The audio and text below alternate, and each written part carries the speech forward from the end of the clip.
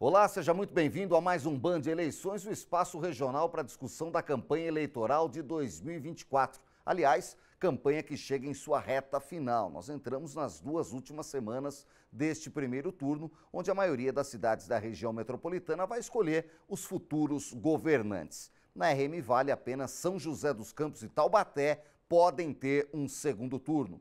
Hoje comigo no estúdio o Guilherme Codazzi, que é editor-chefe do jornal O Vale. Obrigado pela presença em mais uma semana, Guilherme. Tá tudo bem? Tudo bem, meu caro. Sempre um prazer estar aqui na sua companhia, discutindo o xadrez político da nossa região e está bem movimentado. E pela internet nós recebemos hoje o doutor em Sociologia, professor universitário, Paulo Silvino Ribeiro. Obrigado por nos atender, Paulo. Seja bem-vindo. Olá, eu que agradeço a oportunidade. Muito obrigado. O Band Eleições é transmitido pela TV Band Vale, simultaneamente pelo portal bandvale.com, onde fica disponível para ser assistido a qualquer momento.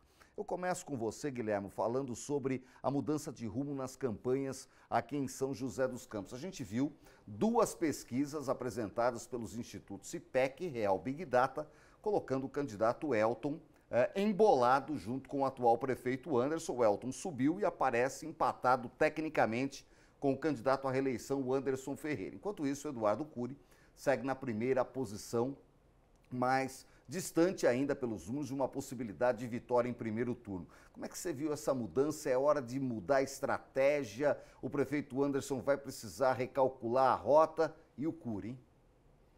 Meu caro, habemos terceira via. O fato novo dessas duas pesquisas publicadas na última semana é esse. Nós temos a subida do Dr. Elton, do União Brasil, se consolidando como uma terceira via consistente, brigando efetivamente por uma vaga no segundo turno em São José dos Campos, segundo turno que a gente não tem aqui na cidade desde 96.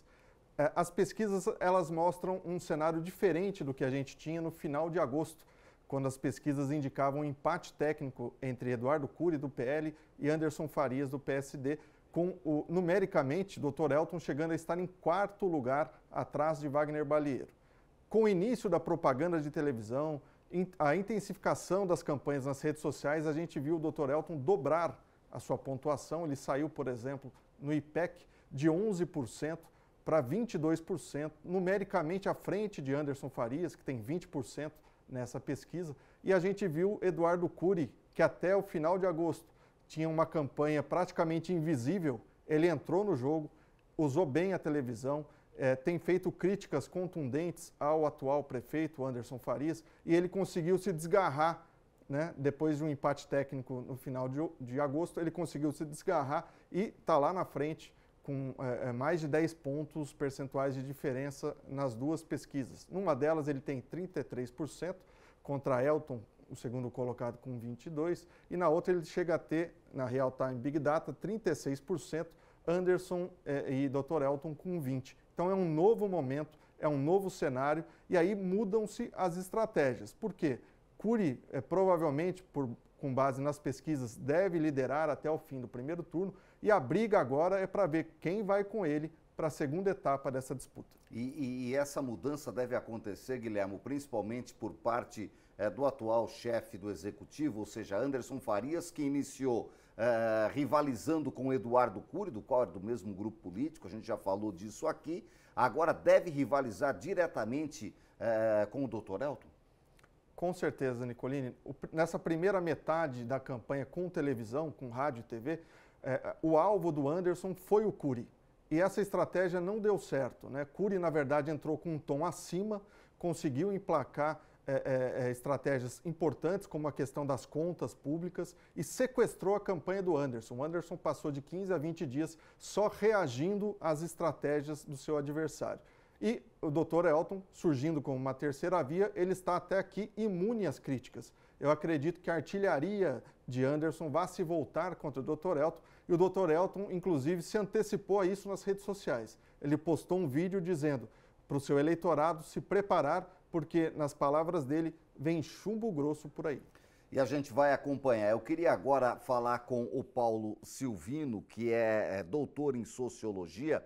Paulo, eu queria discutir um pouco a questão sociológica da campanha, porque pela primeira vez a gente viu campanha municipal discutindo um pouco mais direita e esquerda, se é a favor da igreja ou se não é, se é contra, e alguns partidos, inclusive, tentando doutrinar os seus eleitores em não votar para prefeito nesse candidato desse número, porque em Brasília o partido é contra uma outra questão que ideologicamente o grupo entende importante. Como é que você vê essa mistura numa eleição municipal, que é onde devia estar sendo discutido, pelo menos ao meu ver, um pouco mais o postinho de saúde, o buraco de rua, a casa popular? Muito bem, acho que essa é uma questão importante que ajuda a pensar a política nacional, que nasce, evidentemente, a partir de todo o arranjo municipal. Eu costumo dizer que os prefeitos e prefeitas eleitos, eles são os principais cabos eleitorais que governadores e presidentes têm quando essa eleição majoritária é para governo federal e estadual. Portanto, é natural que, na medida em que, no âmbito nacional, essas questões ditas ideológicas ganham mais projeção, isso também acaba, portanto, refletindo no jogo municipal. O que é importante a gente lembrar é que já há algumas décadas o tema religioso ou uma pauta de costumes, como se diz, vai ganhando projeção na medida em que, primeiro, a gente teve, de fato, principalmente no início dos anos 2000 e no primeiro mandato de Lula, uma questão bastante complicada do ponto de vista moral, envolvendo corrupção, envolvendo, enfim, o famigerado mensalão, e que foi, portanto, apontando uma certa desconfiança da população em relação às instituições, né? Então, quer dizer, eu diria que a gente deu início a um processo de desejo permanente por uma moralização da política. Isso sem entrar aqui no mérito em termos culpados ou não, né? Estamos só olhando como que a opinião pública reage. Para e passo a isso, você tem outro movimento interessante, que é o crescimento considerável das igrejas neopentecostais, sobretudo.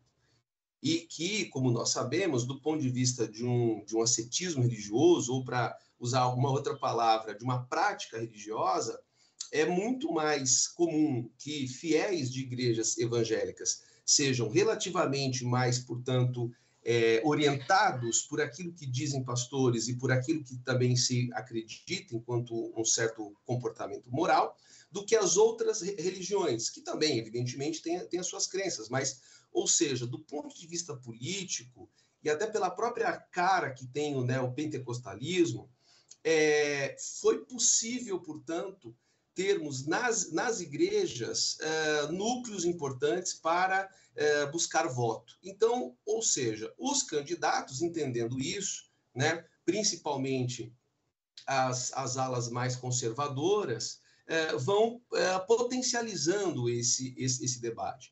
Eu acho que o debate, de modo geral, ele é sempre importante, mas se nós pegarmos um ponto que você coloca, né, quer dizer, parece que a gente não fala mais sobre aquilo que é cotidiano, quer dizer, a qualidade da rua, a escola, o saneamento, enfim, a saúde, né? Parece que se a gente perde um pouco a mão nisso e só discute questões ideológicas, abstratas, a gente perde muito, até porque, só para já ir encerrando, as pessoas não têm clareza necessariamente sobre o que é ser de esquerda e direita. Por exemplo, né, é muito complicado dizer que nós tenhamos com muita clareza partidos que sejam comunistas de fato. Então, quer dizer, isso eu acho que é ruim para a democracia. A gente deveria discutir muito mais questões ligadas à política pública objetivamente. Professor, o senhor acha que isso pode causar, nas grandes cidades, uma certa mudança? E a gente está falando aqui de grandes partidos e de grandes ideologias, mas nas cidades pequenas, e aqui na nossa RM Vale, a gente tem aí dezenas de cidades com 5, 8, 10, 15 mil eleitores. Essa entrada mais forte desse grupo neopentecostal, podemos dizer assim, trazer variações, inclusive, em câmaras municipais, já que um grupo num bairro consegue eleger um vereador de acordo com uma linha colocada para aquele grupo de pessoas. Como é que o senhor vê isso? Veja, eu acho que aqueles que são eleitos, eles têm o direito de terem as suas próprias religiões, de serem representantes, de serem líderes, isso é do jogo democrático. O que nós temos que olhar com muito cuidado é quando alguns, ao serem eleitos, entendem que vão governar ou vão, enfim, atuar enquanto vereadores apenas para um determinado grupo. E mais, é preciso entender como que algumas pautas que são colocadas, elas muitas vezes esquecem que a coisa pública tem que ser vista de um ponto de vista laico. Então, ao mesmo tempo que todos nós devemos ter os nossos direitos assegurados de expressão religiosa, por outro lado, é preciso entender que na construção de uma agenda pública para políticas públicas, a predominância de algumas leituras mais ancoradas em princípios religiosos podem gerar problemas para que a gente consiga criar medidas democráticas, porque é preciso lembrar que tem alguém que não tem a mesma visão que eu, mas está na mesma sociedade que eu. Tem alguém que não tem a mesma fé que eu tenho, mas que, portanto, vai ser atingido por alguma política pública assim como eu. Então, acho que a grande questão é essa, não é se temos mais ou menos vereadores e prefeitos que são ligados a estes grupos, até porque estes grupos estão na sociedade, eles têm legitimidade. O que nós temos que pensar é como que esses programas, esses projetos, eles não se descolam de um jogo democrático na medida que atende um determinado grupo em detrimento de outro. Perfeito, professor. Eu sigo com o Guilhermo aqui. Eu queria ouvir, Guilhermo, você que acompanha o dia a dia das campanhas, talvez uma das campanhas que leve mais a fundo essa questão ideológica é a campanha da marcha do PL em Taubaté, que tem colocado Deus, Pátria, Família e Liberdade em todo o seu discurso. Mas, além disso, você acha que essa questão religiosa pode mexer, principalmente nas pequenas cidades que a gente tem aqui na região, grupos políticos historicamente antagônicos, isso pode ser um ponto de inflexão? Meu caro, eu acho que não só a pauta religiosa, mas a pauta de costumes, que está ligada a esse tipo de valores, né? A gente vê, por exemplo, em São José dos Campos, que viveu ao longo das últimas décadas uma polarização entre esquerda e direita, PSDB e PT, a gente vê os 3 primeiros colocados disputando quem é mais bolsonarista, quem está mais à direita para tentar conquistar o eleitor de São José. Pesquisas já mostraram que mais de 50% dos eleitores se dizem de direita em São José dos Campos. Então, o que eu tenho visto é muito essa disputa por essas pautas na nossa região. Então, são pautas muito caras ao eleitor conservador e os candidatos estão focando muito nisso, tentar ganhar esse voto mais conservador na nossa região. E o candidato do PT em São José dos Campos, nas 2 pesquisas apresentadas na última semana, apareceu na 4ª colocação. A gente vai para uma rápida parada, o Band Eleições segue depois do intervalo comercial. Não saia daí.